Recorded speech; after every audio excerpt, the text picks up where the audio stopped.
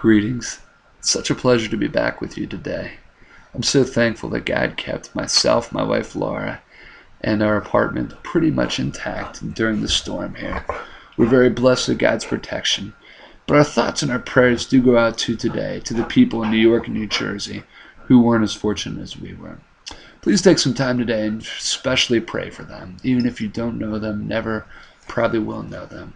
But they are fellow human beings and children of God. We move on in our John study to John chapter 6 today.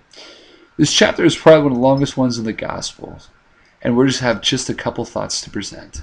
In the first narrative in the chapter, Jesus feeds 5,000 people. It's a story which highlights incredible faith. A little boy says, I'm going to step up. I don't have much, but I know when I give it to Jesus, he can make a lot from it. I want to encourage you in your own life. You might not have a lot of resources. You might not have a lot of talent. You might not have a lot of capability. You might be struggling from paycheck to paycheck. I want to encourage you to step up and give what you can. Step up, use your time to bless somebody else and see what Jesus can do. Because a little boy, as I said, didn't have much, but Jesus saw a heart that was willing to bless others. And Jesus said, I'm going to take this and I'm going to use this small offering to bless and feed an entire mountainside. There may be a mountain of starving people in your work, in your community, in your family. You might not have the answers, but I guarantee it, you serve a God who does. The next narrative we look at is Jesus walking on the water. It's a very intense, scary narrative. We've all been there. There have been storms in our lives where it seems that things are spinning out of control. We've lost total focus. We don't know what's happening next. We just lift out our prayer and say, God, help. God, show up. And that's what Jesus did in this narrative. That's what Jesus does time and time and time again. He might not come in your time. Unfortunately, sometimes he often doesn't. But one thing God does do is he always shows up. And his will and his purpose always prevail. I can't say or I can't know why God does some things, why things happen in your life that you might not find too favorable.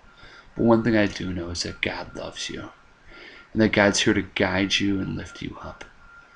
It's a tough journey. It really, really is. The storm seems like it might be forever at times, but God will show up. He did it for the disciples 2,000 plus years ago. And if you ask him, if you plead with him, if you just open your heart, he'll do it all over again. The chapter moves on and Jesus gives us one of the most comforting pictures as to who he is.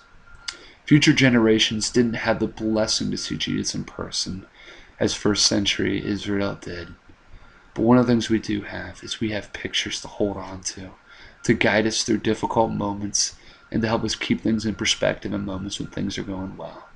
And in John chapter 6, Jesus tells all his followers that he is the bread of life. Bread is often seen as that one thing which has life in it that you need for life. When the Israelites were in the desert and things were pretty rough for them there, God kept them alive. They were grumbling, they were complaining, but God kept them alive by raining manna down from heaven. Manna was a somewhat of a bread-like substance and a bread-like thing. It wasn't exactly bread we know today, but manna was fairly much bread-like. And God kept them alive and preserved them in the desert. And the thing I just want you to hold on to is this idea that bread and Jesus, bread and life, bread and Jesus, all three things work together. Because bread gives us the nourishment we need for physical life. And Jesus gives us the nourishment we need for healthy spiritual life and relationship with him. We're going to find out later on that we can't live separate from Jesus. That Jesus is our lifeline. He's our source. He's our strength.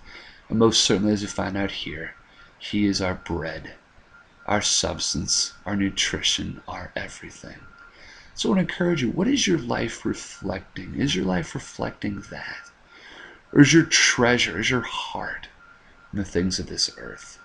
It's very easy to have that happen in a country which we are in, which has been blessed by affluence and education and opportunity and freedom. It's very easy to fall into that. I find myself falling into that time and time and time again. And I'm not saying material possessions are bad, but I want you to go after this video, and I want this thought to be in your head, that your primary source and satisfaction should not be in a created thing, but it should be in the creator of all things. Stay tuned. John chapter 7 is coming very soon. Until then, take care.